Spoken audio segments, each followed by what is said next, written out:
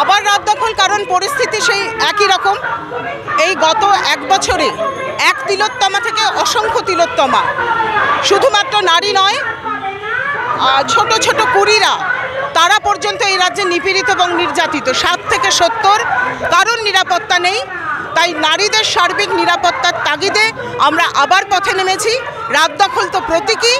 আমরা চাই রাজ্যের সর্বত্র কর্মক্ষেত্র থেকে গৃহের ভেতরে সব জায়গায় নারী নিরাপত্তা সুনিশ্চিত হোক, এবং যে পাহাড় প্রমাণ দুর্নীতি রাজ্যের প্রতিটি ক্ষেত্রে রয়েছে, আমরা তার অবসান চাই।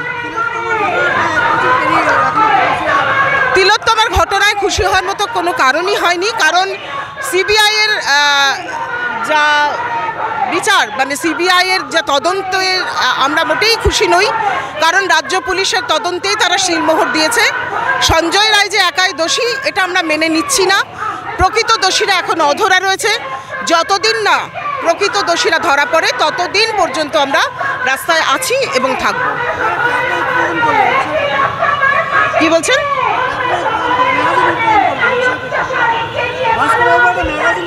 হ্যাঁ, এই ম্যাগাজিনটা এই তিলোত্তমার স্মরণেই করা ম্যাগাজিন। এটা প্রায় নিয়মিত মানে আমরা এই গোটা বছর ধরেই নির্দিষ্ট সময়ে 3 মাস অন্তর অন্তর এটা বার করছি, এবং এটা এই 14ই আগস্ট তার 1 বছর পূর্তি।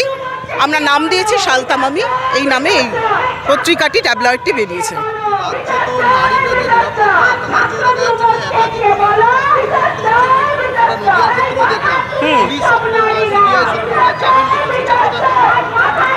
তার জন্যই তো জনগণের কণ্ঠস্বরকে তুলতে হবে।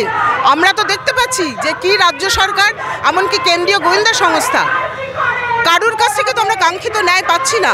মানে এটাই বোঝা যাচ্ছে জনগণের মিলিত স্বরই একমাত্র আমাদেরকে বিচার এনে দিতে পারে। আমরা ধৈর্য হারাচ্ছি না।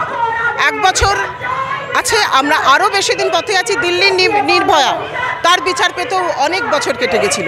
তাই আমরা পথে আছি। যতদিন না এর শেষ দেখব, ততদিন আমরা ছাড়ব না। একটা ট্যাবলয়েড এই তিলোত্তমার স্মরণে, এই যে 1 বছর, মানে এই কালো 1 বছর, শোকের 1 বছর, দ্রোহের 1 বছর, তার পূর্তি ঘটানো হলো, এবং সেই পত্রিকাটির নাম হচ্ছে সালতামামি।